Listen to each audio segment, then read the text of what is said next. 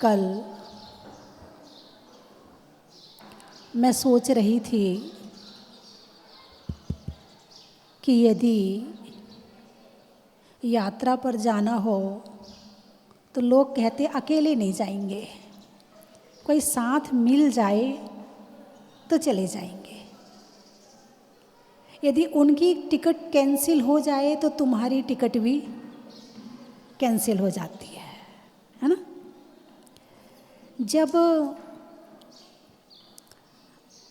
कोई व्रत उपवास करती हैं महिलाएं, उनका मन करता कि व्रत उपवास करें, सोचती है कोई साथ मिल जाए तो हम भी उपवास कर लें। उपवास सबको अपना अपना करना है, लेकिन साथ मिल जाए। कहीं भी जाना हो आदमी साथ चाहता है, अकेले नहीं रहना चाहता, अकेले नहीं जाना चाहता। घर में भी यदि अकेले छोड़कर चले जाएंगे तो आपका मन नहीं लगता है ना। हर जगह साथ चाहिए। यदि सोना भी हो तो अकेले हो जाओ तो नींद नहीं आती, ऐसा है ना। अकेले में नींद नहीं आती, जबकि सोना सबको अपना अपना है, नींद अपनी अपनी लेनी है, फिर भी साथ चाहिए। सोने के बाद ये पता ही नहीं चलता है कि हम अकेले हैं या दुकेले हैं, लेकिन जब तक जाग रहे हैं तब तक साथ चाहिए, है ना। भोजन करने बैठते हैं, अरे कोई साथ बैठ जाए, अकेले खाना अच्छा नहीं लगता है। अब बेटा तू आ जा तब खाना खा लूँगी, माँ कहती है। मतलब खाना सबको अपना अपना खाना है, फिर भी साथ चाहिए। यानी भीड़ चाहिए इंसान को। क्या चाहिए? भीड़ चाहिए। लेकिन जब इस जन्म से, इस भाव से अगले भाव में जाओगे, तब कभी किसी ने कहा है अरे कोई साथ मिल जाए तो मरूंगा, नहीं तो नहीं मरूंगा, है। यदि कोई नीचे गिर रहा है, नीचे लटका हुआ है, और वो ऊपर वाले से हाथ मांगे कि तू हाथ दे दे अपना, हाथ नहीं देगा।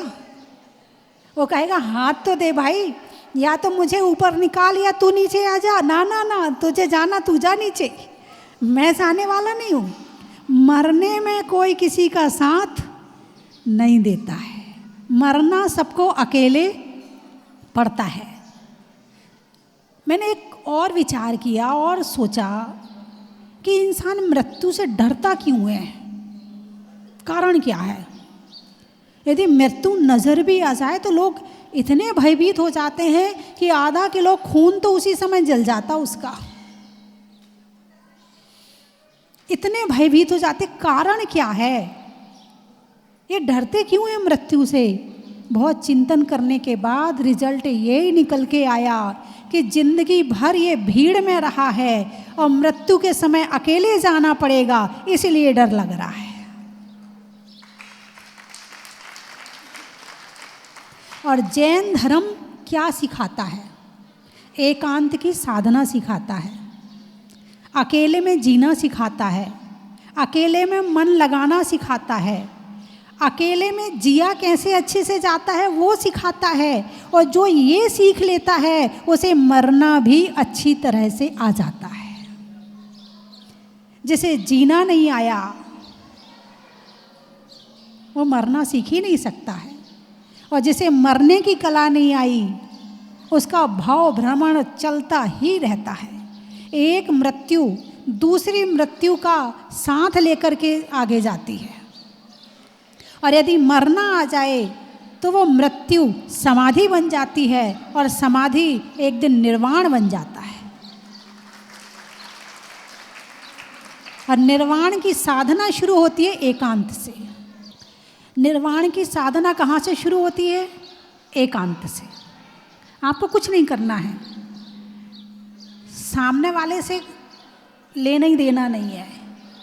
दो तरह का धर्म है, एक व्यवहार धर्म, एक निश्चय धर्म। व्यवहार धर्म कहता है पूजा करो, पाठ करो, भक्ति करो, जाप करो, माला करो, है, सेवा करो, आहार दान दो, औषध दान दो, ज्ञान दान दो, मंदिर बनवाओ, धर्मशाला बनवाओ, और ये सारे काम कौन करवा रहा है? व्यवहार धर्म।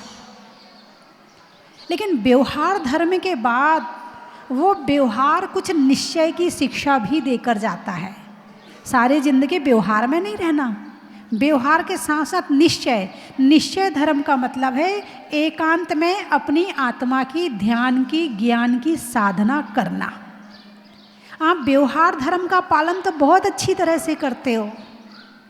अभी देखो अभिषेक करने में कितनी भीड़ हो गई। अभी मैं कहूँ कि 1 घंटा ध्यान लगवाऊंगी यहाँ बिठा के, जिसको बैठना हो बैठ जाए और जिसको जाना हो चला जाए। कितने बचेंगे? कितने बचेंगे? 2-4 बचेंगे जो ध्यान की साधना करना चाहेंगे, ध्यान करना चाहेंगे। और अभिषेक करने के लिए होड़ लगती है, मैं करूँगा, मैं पहले करूँगा, है ना। ऐसे में कहूँ कि चलो इतने लोग बैठे हैं और ध्यान में केवल 5 लोगों को करवाना चाहती हूँ, बोली लगाओ, लोगे? अरे बोलिए ना, बोली लोगे? माता जी क्या बात करती हो, ध्यान लगाने में क्या करना है? ध्यान व्यान लगा के सब ठीक है, बढ़िया है, लेकिन जिनका आप अभिषेक कर रहे हो वो क्या कर रहे हैं, उनकी तरफ देखो।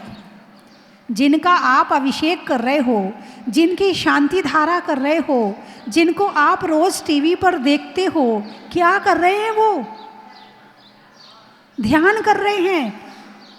तो अभिषेक करना किस लिए? अभिषेक क्यों किया? यदि हम इनसे शिक्षा नहीं ले पाए तो कहाँ जाके शिक्षा लेंगे?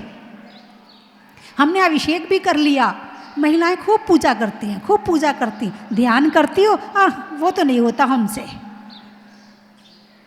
पूजा को ही ध्यान बना लो तो ध्यान अपने आप लग जाएगा। जिसने पूजा को ध्यान नहीं बनाया उसका ध्यान नहीं लगेगा। जो पूजा किसके लिए? भगवान के लिए करती। अरे नाराज हो जाएंगे भगवान पूजा नहीं करेंगे तो। कुछ लोगों की धारणा प्रदीप जी इस तरह की भी होती होगी कि यदि हम भगवान की पूजा पाठ नहीं करेंगे, भगवान की भक्ति नहीं करेंगे तो भगवान नाराज हो जाएंगे। आज से आपको भगवान की तरफ से मैं छूट दे रही हूँ कि भगवान बिल्कुल नाराज नहीं होंगे यदि आप पूजा नहीं करोगे तो। भगवान के लिए पूजा नहीं करी जाती है, पूजा की जाती है आत्मा की पवित्रता के लिए, आत्मा की शांति के लिए, आत्मा को शुद्ध करने के लिए। और पूजा करने के बाद आत्मा शुद्ध नहीं हुई तो इसका मतलब अभी पूजा नहीं हुई है। यदि माला फेरने के बाद आत्मा पवित्र नहीं हुई, इसका मतलब अभी आपने माला नहीं फेरी है, अभी आपने जाप नहीं की है, अभी आपने पूजा नहीं करी है। इष्टोपदेश ग्रंथ की व्याख्या चल रही है, इसमें चर्चा ये चल रही है कि ध्यान के माध्यम से 2 चीज़ की प्राप्ति होती है। एक तो आनंद की प्राप्ति होती है और दूसरी अधिक अधिक अधिक पाप कर्मों की निर्जरा होती है। लोग मेरे से आके पूछते, माता जी कोई मंत्र दे दो अच्छा सा, बहुत परेशानी है माता जी, बहुत परेशानी है, कैसे पाप कर्मों की निर्जरा हो। मैंने कहा सबसे बढ़िया उदाहरण ध्यान के अलावा, तपस्या के अलावा दूसरा है ही नहीं कर्म करने की निर्जरा का। पूजा बताई, पूजा भी ध्यान है। पूजा भी क्या है? यानी एक ध्यान का क्या मतलब? एकाग्रता। पूजा कर रहे हैं, एक एक लाइन पर एकाग्रता है, ध्यान हो गया।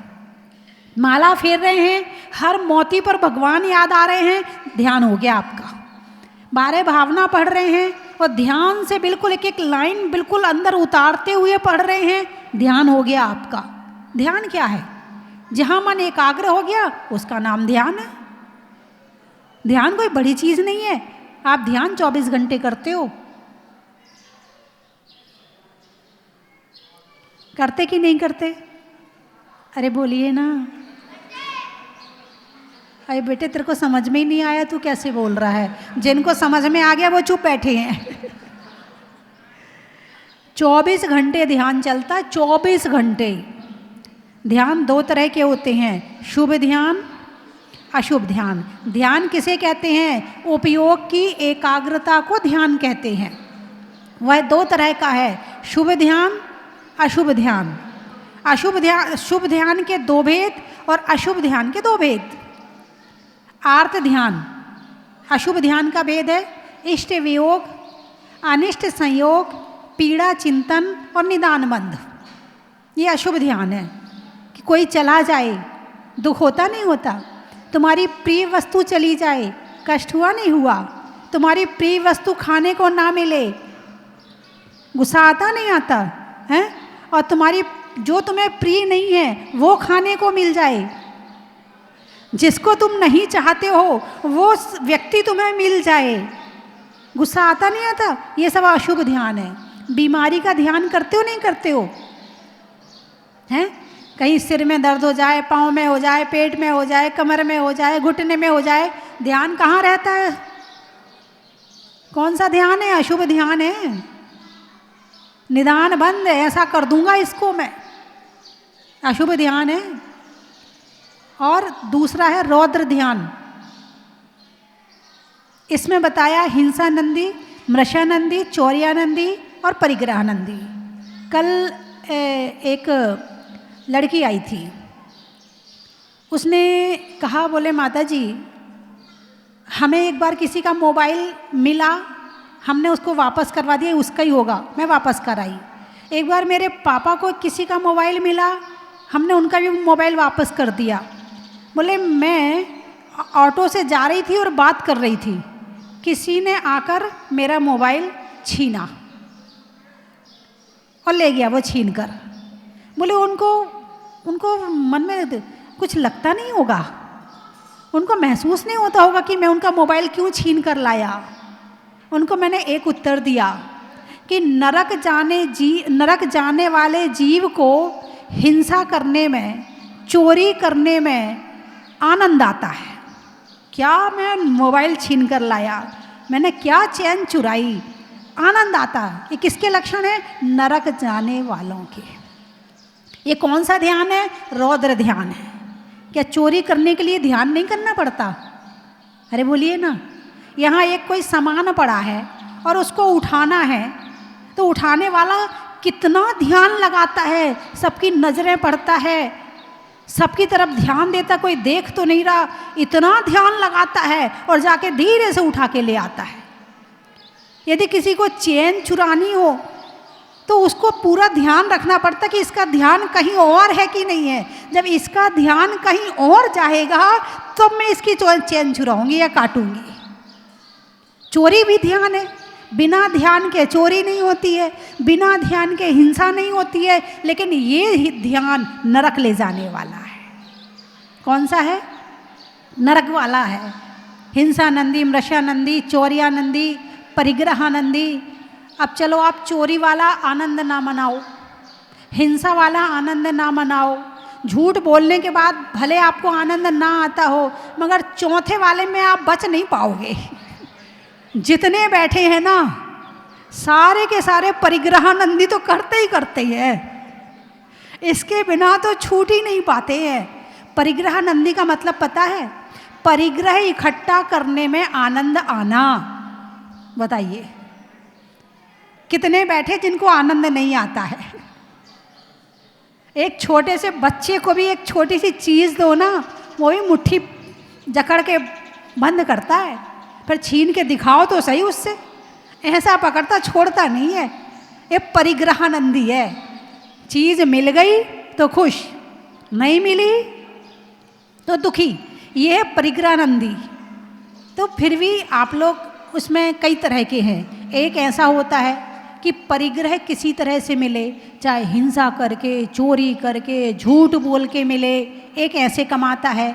एक ऐसे भी होते हैं जो दूसरों के मार मार के कमाते हैं, ऐसे भी होते हैं। लेकिन एक शांति से व्यापार करता है, चीज़ देता है, पैसा लेता है। इसमें भी कई कैटेगरी मान लो आप जो परिग्रहानंदी करते, आपका सूक्ष्म वाला है, आपका वो बहुत बड़ा वाला नहीं है, आपका हल्का वाला है, लाइट वाला है। आपके मन में सामने वाले के प्रति बुरी भावना करके लेने का भाव नहीं है। आपका तो ये है कि बस मुझे कमाना है धन, आपका इतना भाव है। लेकिन नरक, तीव्र नरक जाने वाला, आप जैसे पहले के समय में राजा आदि होते थे, तो जब राजा आदि होते थे तो वो चढ़ाई करते थे दूसरे पे, और कितने लोगों की हिंसा करते थे, केवल एक ही कारण कि मेरे राज्य का विस्तार हो, मैं बड़ा राजा बन जाऊं। इसके लिए चाहे हजारों की हत्या करनी पड़े, हजारों उसके सैनिक मरते थे और हजारों सामने वाले के सैनिक मरते थे, और फिर गद्दी पर बैठकर खुश होता था, हा मेरा राज्य इतना बड़ा हो गया है।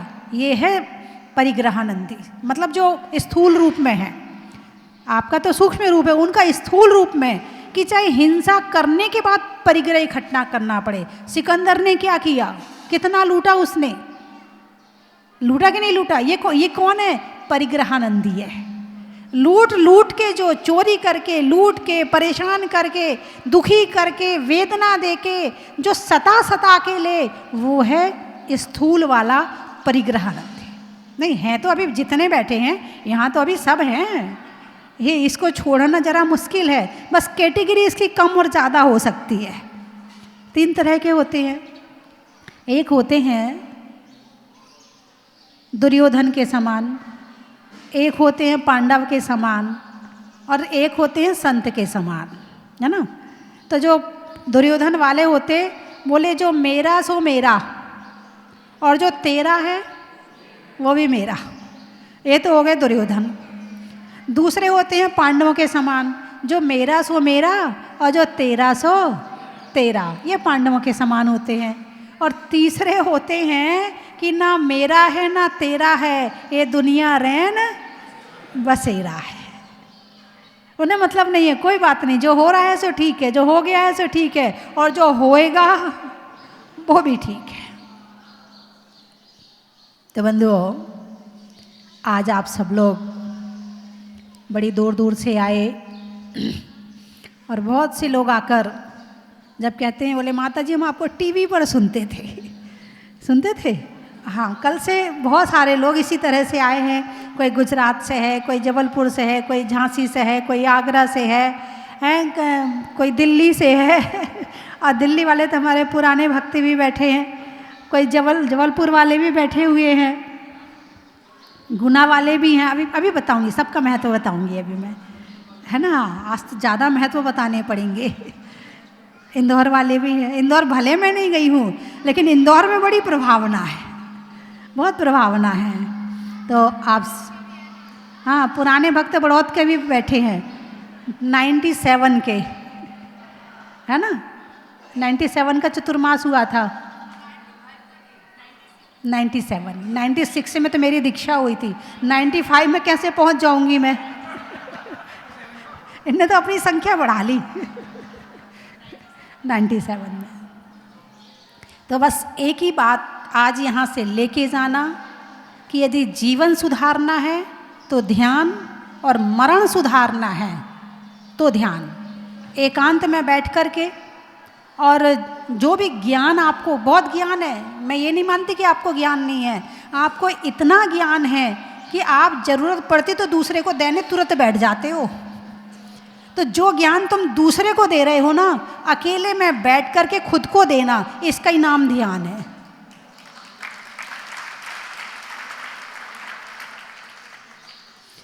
एक भी अज्ञानी नहीं बैठा यहाँ सारे ज्ञानी बैठे हैं। ज्ञान बांटने का नंबर आता है तो आगे हो जाते।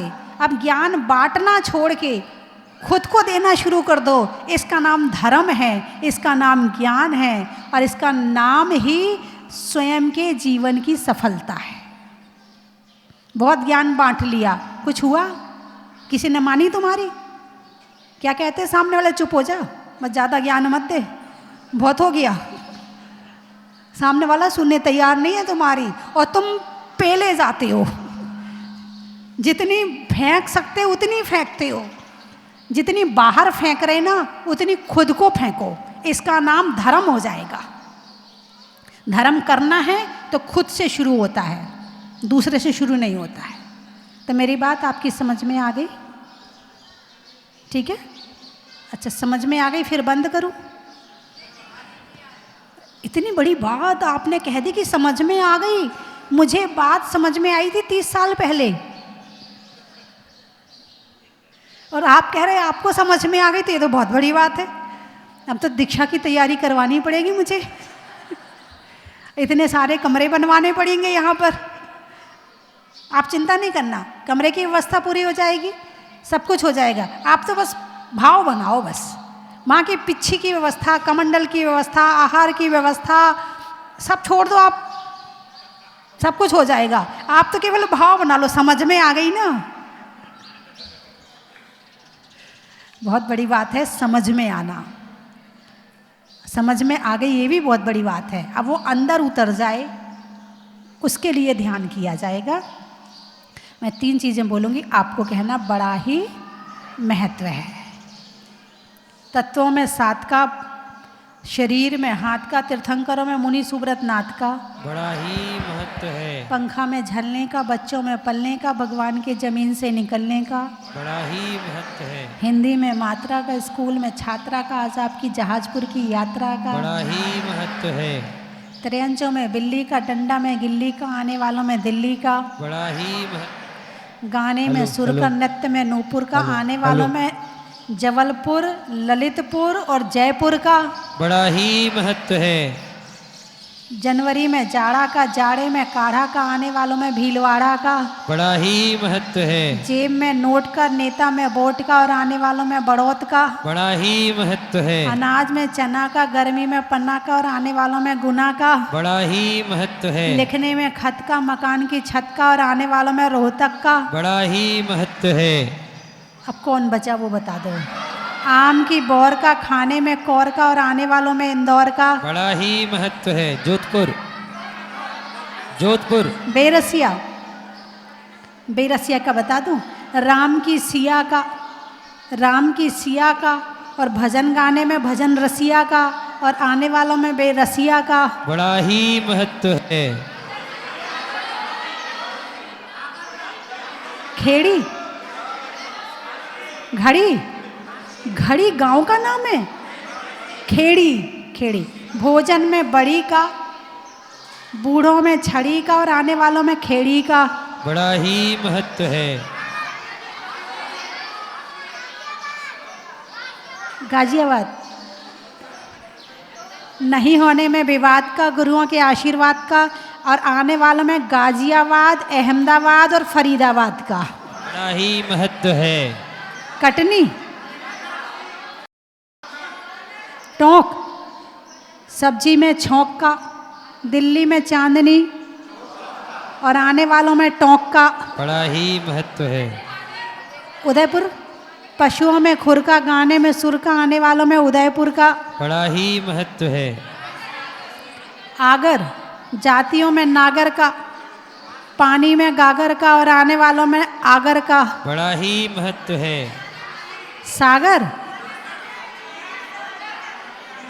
विदिशा, सोने में निशा का, मिलने में अच्छी दिशा का और आने वालों में विदिशा का लखनऊ, त्रियंचों में काऊ का, बाल कटाने में नाऊ का और आने वालों में लखनऊ का बड़ा ही महत्व। झांसी, हाँ झांसी, कमाई करने में राशि का, कमाई करने में राशि का और राजा की दासी का और आने वालों में झांसी का बड़ा ही महत्व है। सिर पे बाल का, पूछने में हाल का और आने वालों में भोपाल का बड़ा ही महत्व है। कान्हड़, वृक्षों में बड़ का, बड़ की जड़ का और आने वालों में कान्हड़ का बड़ा ही महत्व है।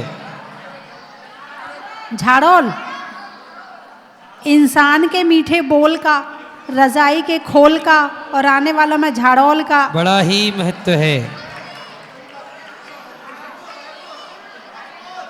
जंगल में शेर का, फलों में बेर का, आने वालों में अजमेर का बड़ा ही महत्व है। महीनों में मई का, रजाई में रुई का, आने वालों में बम्बई का बड़ा ही महत्व है।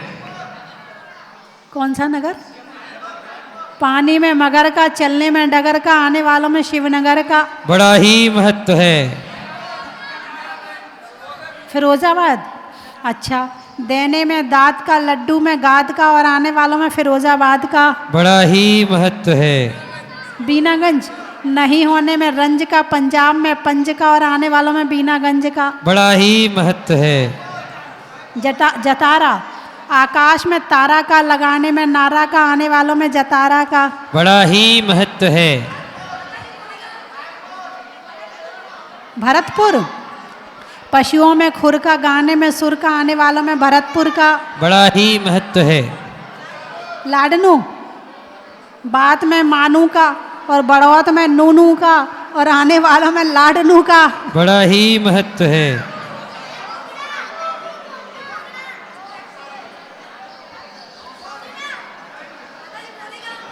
बोरीगांव, नदी में नाव का, मनुष्यों के प्रभाव का, आने वालों में बोरीगांव का। बड़ा ही महत्व है। गाने में सुर का, नृत्य में नूपुर का, आने वालों में जोधपुर का। बड़ा ही महत्व है। जीवन में जरा का, रंगों में हरा का और आने वालों में आगरा का। घोगड़ा, घोगड़ा, घोंगड़ा, गोंगड़ा, अच्छा। गर्मी में घड़ा का, गर्मी में घड़ा का, भोजन में बड़ा का और आने वालों में गोंगड़ा का। बड़ा ही महत्व है। गुवाहाटी, ट्रेन में टीटी का, भोजन में दाल बाटी का, आने वालों में गुवाहाटी का। बड़ा ही महत्व है। बसुंदरी, अच्छा, बैठने में दरी का, भोजन में बरी का और आने वालों में बसुंदरी का। बड़ा ही महत्व है। गाने में सुर का, नृत्य में नूपुर का, आने वालों में परतापुर का। फलों में लीची का, चिड़िया में चींची का और आने वालों में रांची का।